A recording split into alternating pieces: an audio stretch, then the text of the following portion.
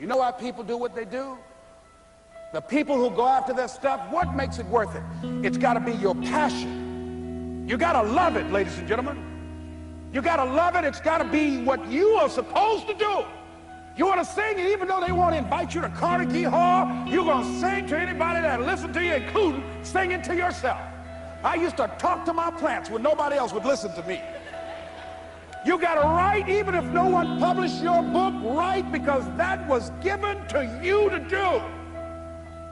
You do what it is you're supposed to. You're supposed to build something. You're supposed to create something. I don't know how to do it. Learn. Do whatever is required. Just go out there. It's possible you can get what you want. It's necessary. If you want it, you got to go into action. You got to be willing to experiment. You got to be willing to fail and to succeed. You got to be willing to form and develop new relationships. It's you. It's on you. You got to make that happen. Nobody's going to bring it to you on a silver platter and say, here's your dream manifested. No, it's hard. Yes, it's hard. It's difficult. Yes, right. And it's worth it.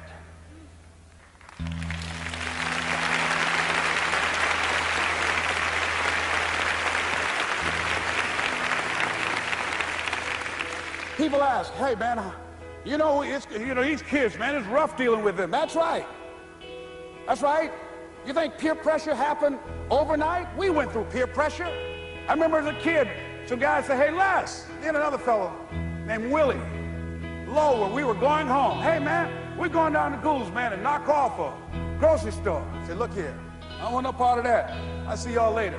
Say, y'all chicken. I said, that's all right, you say whatever you want.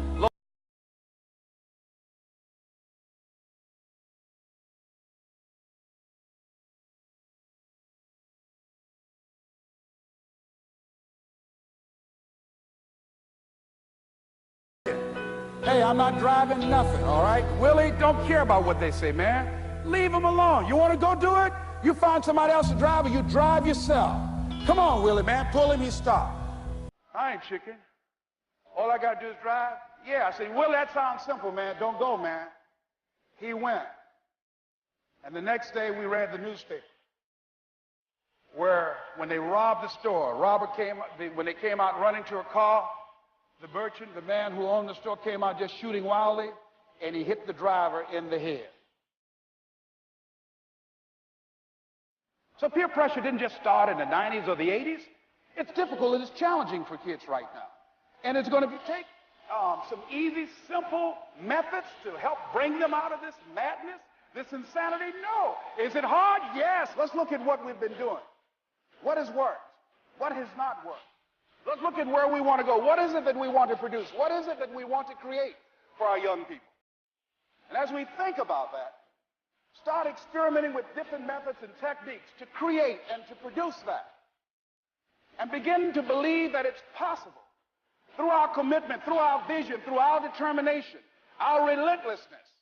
Because of our belief, it's possible that we can reduce the teenage homicide rate, the teenage pregnancy rate, the dropout rate, that it's possible, looking at what kind of world are they going to be in.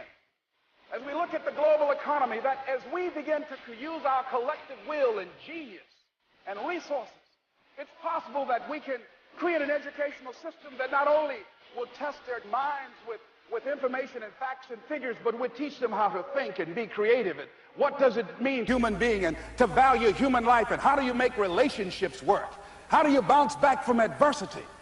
It's possible that we can give them a curriculum that will give their lives a sense of purpose and direction and meaning, and teach them how to begin to know and operate on a higher level of being, where they become assets to our society rather than liabilities. What if we leave here with that kind of consciousness that it's possible, as opposed to saying we have to write this generation off, that it's possible that we were born for such a time as this and that, that maybe someone here has the idea or the method or some plan of action or an approach that can resolve many of the problems that we're facing with young people today.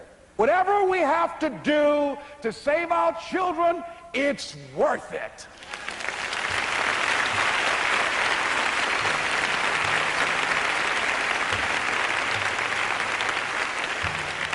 And so that brings me to the final step, that it's necessary for us to begin to look at the future and know that it's possible that we can have our dream. Yes, it is.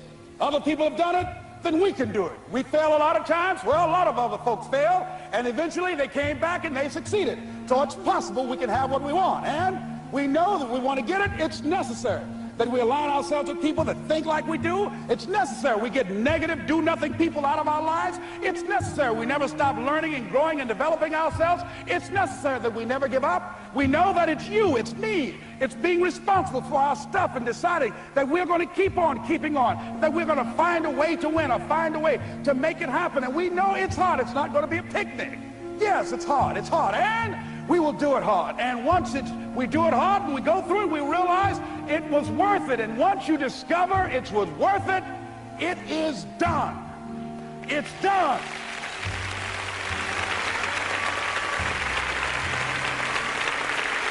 It's done, ladies and gentlemen, before it happens. Well, here's what I'm suggesting to you.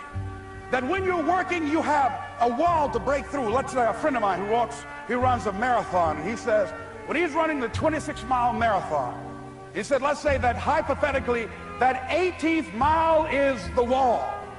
He said, Les, when you get there and you're running, he says, everything in you is telling you to stop, to give up. Every muscle is aching, and you're saying to yourself, I can't do it. I can't do it. And you just keep on, and you keep on, and you keep on. It seems like you're moving at slow motion. And then eventually when you break through that 18-mile wall, then you know it's like done, and you're on automatic, and you glide on in. And you know it's there. You know you're going to get to the finish line. And we've all had experiences where we were working on something, and we knew it was possible. And we did those things that were necessary to bring it into reality. We took the responsibility to make it happen. Other people couldn't see it. A lot of people didn't believe it. You were attacked. You were criticized. People were opposing you, but you kept on doing it. It was hard. It was rough. It was difficult. But to you, it was worth it. And eventually you got to a level you know, can nothing stop me now. I'm on the move. I'm on the move.